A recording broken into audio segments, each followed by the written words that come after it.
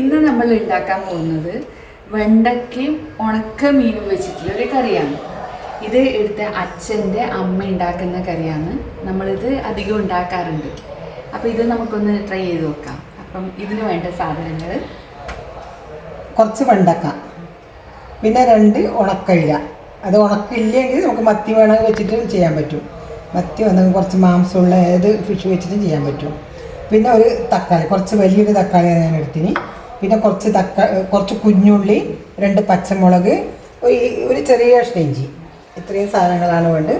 പിന്നെ ഇതിൻ്റെ അരപ്പ് തയ്യാറാക്കാൻ വേണ്ടിയിട്ട് 1 കപ്പ് തേങ്ങ, കുറച്ച് ജീരകം, പിന്നെ ഒരു നെല്ലിക്ക വലിപ്പത്തിൽ പുളിയും ഇവിടെ നമ്മൾ വെള്ളത്തിൽ കുതിർത്ത് വെച്ചിട്ടുണ്ട്. ഇനി ഇതെല്ലാം ക്ലീൻ ചെയ്ത് സെറ്റ് ചെയ്തിട്ട് നമുക്ക് വരാം.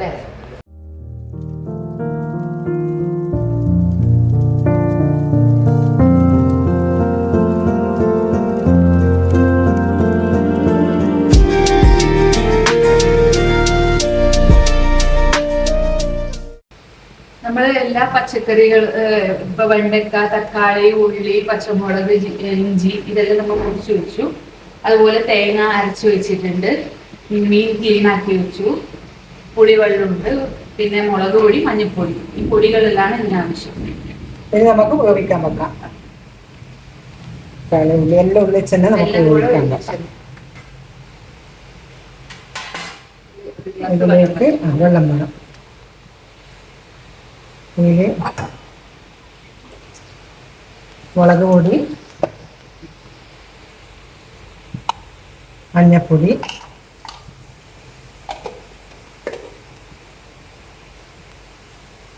കുറച്ച് ഉപ്പിടാം. കാരണം ഈ ഉണക്കിൽ കുറച്ച് ഉപ്പുണ്ടാവും. പിന്നെ നോക്കിയിട്ടില്ല. കുറച്ച് വെള്ളം ഒഴിച്ചിട്ട്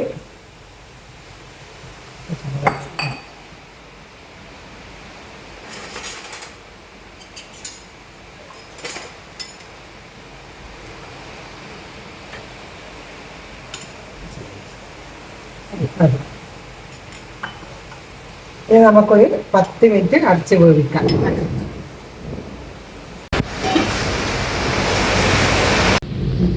നമ്മൾ വെണ്ടയ്ക്ക വെന്ത് വന്നിട്ടുണ്ട്. ഇനി നമുക്ക് ഇതിലേക്ക് മീൻ ചേർക്കാം. മീനിടാം.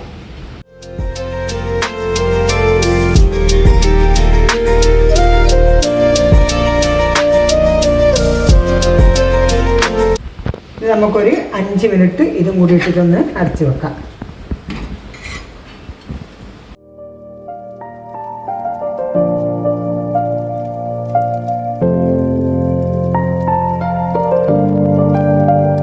ഉടഞ്ഞു പോവാതെ നോക്കണം. അടച്ചു വെച്ചു.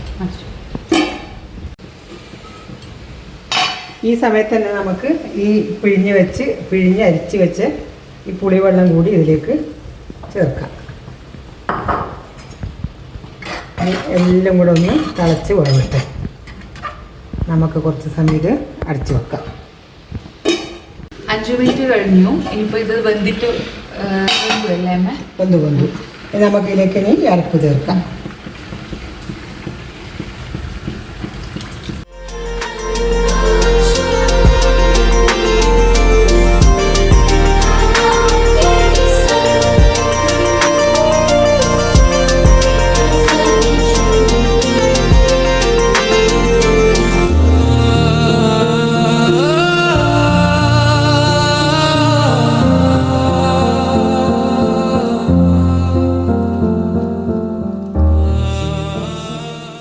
നല്ലോണം തിളച്ച് കിട്ടും. ഈ സമയത്ത് നമുക്ക് ഉപ്പ് കൂടി ഒന്ന് നോക്കണം. ഉപ്പിൻ്റെ ആവശ്യമുണ്ട്.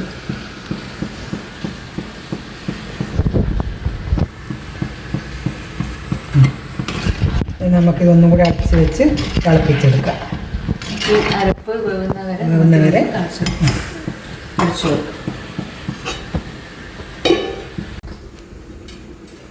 ഇത് ആയി വന്നിട്ടുണ്ട്.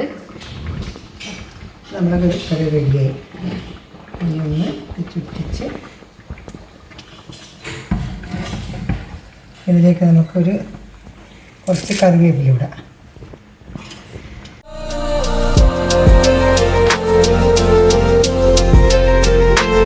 പച്ച വെളിച്ചെണ്ണ ഒഴിച്ചിട്ട്